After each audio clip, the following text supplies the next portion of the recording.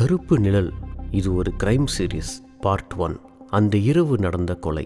ஒரு சிட்டி, லட்சக்கணக்கான மக்கள் வாழ்கிற பிஸியான ஒரு பெரிய சிட்டி. ஆனால் சில சமயத்தில் ஒரு மனுஷனோட உயிர் ஒரு சாதாரண ஹெட்லைனாக மாறிடும்.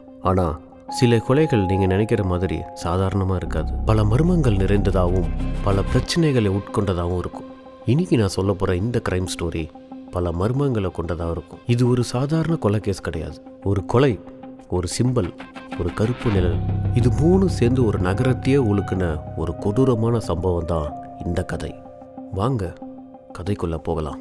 சென்னை நகரத்தில் ஒரு நாள் இரவு நல்ல மழை பெஞ்சிட்டு இருக்கு. தெரு விளக்கெல்லாம் மின்னி மின்னி இறைஞ்சிக்கிட்டு இருக்கு. ரோடு ஃபுல்லாக ஒரே தண்ணியாக நிறைஞ்சிருக்கு. அந்த இடமே ரொம்ப அமைதியாக இருக்கு.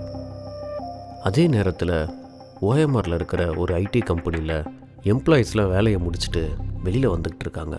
அதில் வந்த ஒரு ஆள் தான் 29 வயசு நிறைஞ்ச அரவிந்த். அரவிந்த் ஒரு சாஃப்ட்வேர் இன்ஜினியர். அவன் ஒரு சாதாரணமான வாழ்க்கையை வாழ்ந்துகிட்டு இருக்கான். ஆஃபீஸ், அவனுடைய ஃப்ரெண்ட்ஸ், வீடு, இது மட்டும் தான் அவனோட வாழ்க்கையாக இருந்துச்சு. இது தவிர அரவிந்துக்கு எதுவுமே தெரியாது. அந்த இரவு தான் அவன் வாழ்க்கையோட கடைசி இரவுன்னு அவனுக்கு தெரியவே தெரியாது. எப்போதும் போல் ஆஃபீஸை விட்டு வெளியில் வந்த அரவிந்த் அவனுடைய கேர்ள் ஃப்ரெண்டு நித்யாவுக்கு கால் பண்ணான். ஹலோ நித்யா, நான் கிளம்பிட்டேன், இன்னும் 30 நிமிஷத்தில் அங்கே வந்துடுவேன். அதுக்கு நித்யா சிரிச்சுக்கிட்டே, ரோடு ஃபுல்லாக மழையாக இருக்குது, பார்த்து கேர்ஃபுல்லாக வண்டி ஓட்டிட்டு வா அப்படின்னு சொன்னான். சரி நித்யா, நான் வந்துட்டு உனக்கு மெசேஜ் பண்ணுறேன், பாய் அப்படின்னு அரவிந்த் சொல்ல, அதுக்கு நித்யா, அரவிந்த் உன்கிட்ட நான் எத்தனை தடவை சொல்லியிருக்கேன் பாயின்னு சொல்லக்கூடாதுன்னு. அதுக்கு அரவிந்த், ஸோ சாரி நித்யா, இனிமேல் நான் அப்படி பேச மாட்டேன், ஓகேவா, நான் வந்த உடனே மெசேஜ் பண்ணுறேன் அப்படின்னு அரவிந்த் சொல்லிவிட்டு ஃபோனை வச்சுட்டார். இதுதான் அவங்களுக்குள்ளே நடந்த கடைசி கான்வர்சேஷன்.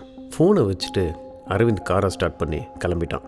அவன் கிளம்புன ஒரு சில நிமிஷத்துலேயே அவன் மொபைலுக்கு ஒரு மெசேஜ் வந்துச்சு. அது ஒரு அன்னோன் நம்பர்லேருந்து வந்த message. You should not have locked in to it. இதுதான் அந்த மெசேஜ். இதை பார்த்ததும் அரவிந்தோட முகம் ரொம்ப சீரியஸாக மாறிச்சு. அவன் சுற்றி சுற்றி பார்த்தான், அவனை யாராவது வாட்ச் பண்ணுறாங்களான்னு. ஆனால் அங்கே யாருமே இல்லை.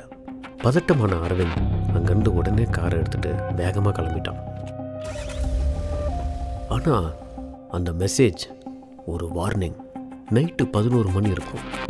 மழை இன்னும் பேஞ்சிக்கிட்டே இருக்கு. இடியும் மின்னலுமாக இருக்கு. அரவிந்த் சிட்டியில் இருக்கிற ஒரு சின்ன பார்க் பக்கத்தில் காரை ஸ்டாப் பண்ணிட்டான். அவன் ஃபோனுக்கு வந்த அந்த ஃபைலை ஓப்பன் பண்ணி பார்த்தான். அது ஒரு டாக்குமெண்ட் மெசேஜ். அதில் ஒரே ஒரு வார்த்தை மட்டும்தான் ஹைலைட் பண்ணியிருந்துச்சு. அதுதான் தி ஷேடோ.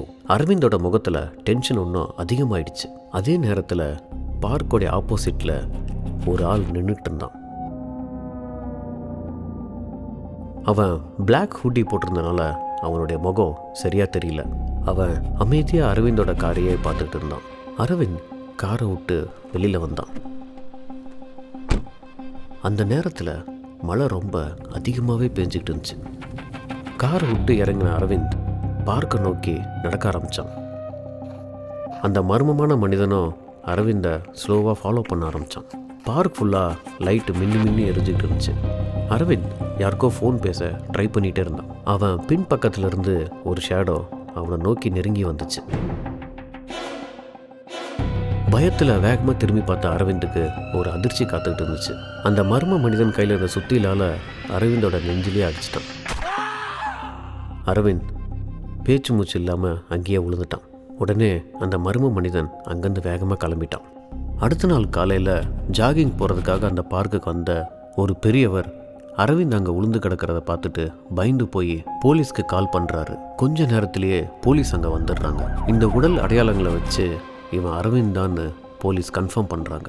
உடனே அந்த பார்க் ஃபுல்லாக போலீஸ் சோதனை பண்ணுறாங்க. அப்போது அங்கேருந்து ஒரு கான்ஸ்டபிள் கைக்கு ஒரு துண்டு பேப்பர் ஒன்று கிடைக்கிது. உடனே அந்த கான்ஸ்டபிள், சார் இங்கே ஒரு பேப்பர் இருக்குது அப்படின்னு சொல்ல, உடனே அங்கேருந்த எல்லா போலீஸும் அவரை நோக்கி ஓடினாங்க. அது ரொம்ப சின்ன கருப்பு பேப்பர். அது 4 மடிச்சு இருந்துச்சு. அதை பிரித்து பார்த்தா அதில் இருந்தது ஒரே ஒரு சிம்பிள் தான், ஒரு ஸ்ட்ரேஞ்ச் மார்க். யாருக்குமே புரியாத ஒரு சைன். ஃபிங்கர் பிரிண்ட் இல்லை, நேம் இல்லை, ஒரு மெசேஜும் இல்லை. அதில் இருந்தது எல்லாமே ஒரே ஒரு சிம்பல் மட்டும்தான். இன்வெஸ்டிகேஷன் ஆரம்பம். கேஸ் அசைன் செய்யப்படுகிறது. Crime branch Vikram. அவர் ஒரு நேர்மையான ஆஃபீஸர். விக்ரம் ஒரு எக்ஸ்பீரியன்ஸ்ட் ஆஃபீஸர். இவர் தான் இந்த கேஸை விசாரிக்கிறதுக்கு நியமிக்கப்பட்ட ஆஃபீஸர். விக்ரம் அந்த பாடியை பார்த்த உடனே அவருக்கு தோணுனது ஒரே ஒரு விஷயந்தான். இது ஒரு சாதாரணமான மர்டர் இல்லை. கொலைகாரன் இதுக்கு பின்னாடி ஏதோ சொல்ல வரான். ஆனால் அது விக்ரமுக்கு புரியல. அந்த கொலைகாரன் அங்கே எந்த தடயத்தையும் விடலை. சிசிடிவி கேமராவும் அந்த பார்க்கில் இல்லை. இதனால இந்த கேஸை கண்டுபிடிக்கிறது போலீஸ்க்கு பெரிய சேலஞ்சாகவே இருந்துச்சு.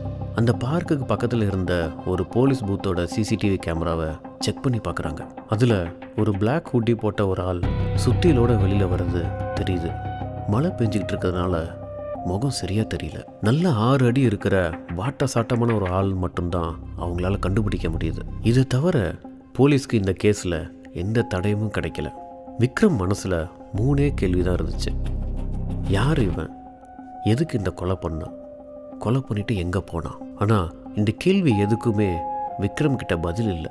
இந்த இன்வெஸ்டிகேஷன் நடந்துகிட்டு இருக்கும்போது ஒரு ஷாக்கிங்கான விஷயம் நடக்குது. போலீஸ் ஸ்டேஷனுக்கு ஒரு ஓல்டு ஃபைல் கேஸ் ஒன்று வருது. அது ஒரு 3 வருஷம் பழைய மர்டர் கேஸ். அந்த கேஸ் இன்னும் அன்சால்வ்டு கேஸாகவே இருக்குது. அந்த கேஸ் ஹிஸ்ட்ரி எடுத்து பார்த்தா அதுலேயும் இதே மாதிரி பாடி பக்கத்தில் ஒரு சின்ன பிளாக் பேப்பர் இருந்துச்சு. அதுலேயும் ஒரே ஒரு சிம்பிள் மட்டும்தான் இருந்துச்சு.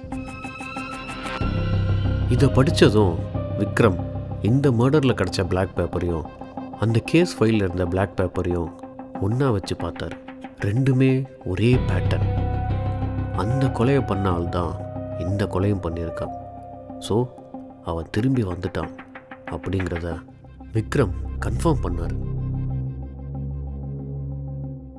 இதுக்கப்புறம் அரவிந்த் ஏன் கொல்லப்பட்டார், விக்ரம் இந்த கேஸை கண்டுபிடிச்சாரா அப்படிங்கிறத பற்றி பார்ட் 2ல் நான் சொல்கிறேன்.